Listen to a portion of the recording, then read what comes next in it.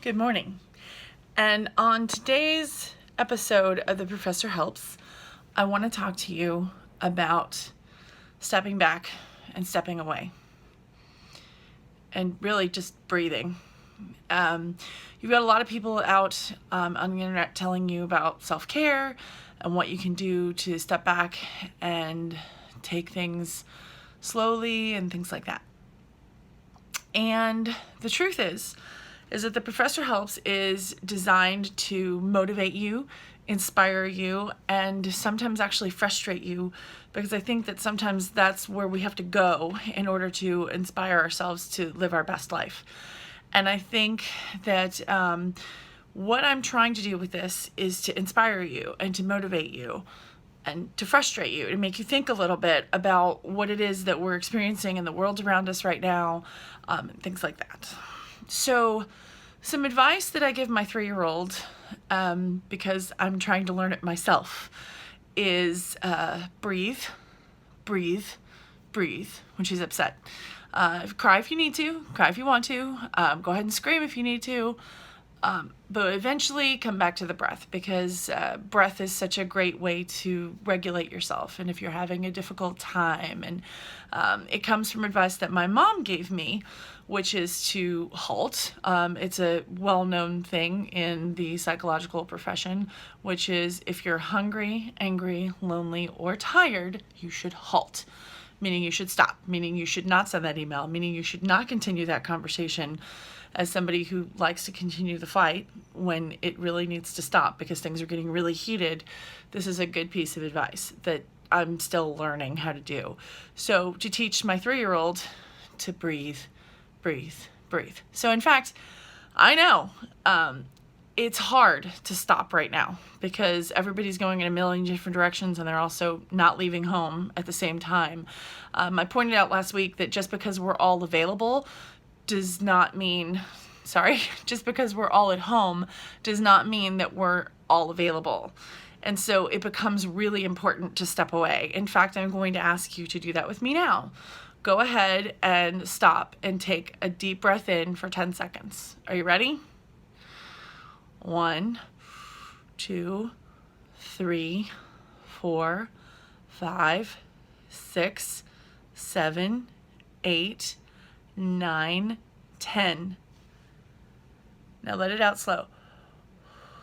1, 2, 3, 4, 5, 6, 7, 8, 9, 10. Did you do it? Do you feel better? Do you feel more grounded? There's so much science to back up the fact that if we put more oxygen in our brains, we make better decisions. Perhaps we're kinder. First starting with ourselves and then with others.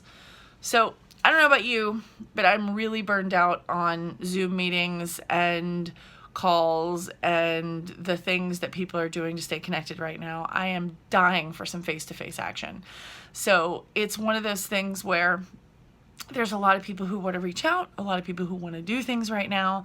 And so they're continuing to ask you to do things when perhaps you need to step away. And I think it's really important to listen to yourself and go, do I really want to take another phone call right now?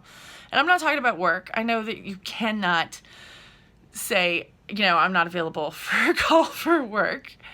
I'm talking about when someone reaches out and says, hey, I really want to do this happy hour thing. You can say, I'm kind of zoomed out this week. Can we do something else? And a good friend of mine told me, and another friend of hers, that, it wasn't going to work for her. And I was so respectful of that because it's such a great thing to have boundaries and to know that the people that you love will respect those boundaries. And I'm not saying any of this to call her out. It's the idea that she felt comfortable enough with us to say, you know what, I love you.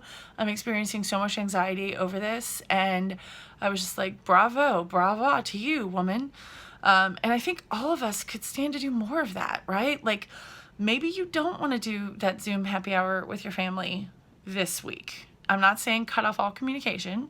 I'm saying take a beat, take a breath, just like we did a second ago. Go ahead and breathe. Go ahead and do what you need to do. Maybe you need to sit on the couch and binge Netflix.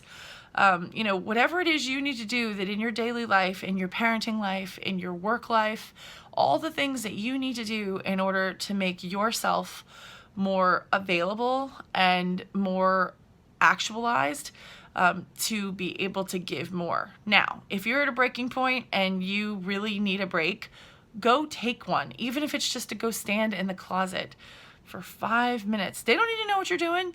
Those kids can wait for just a little bit while you regain some of that sanity that you've been missing.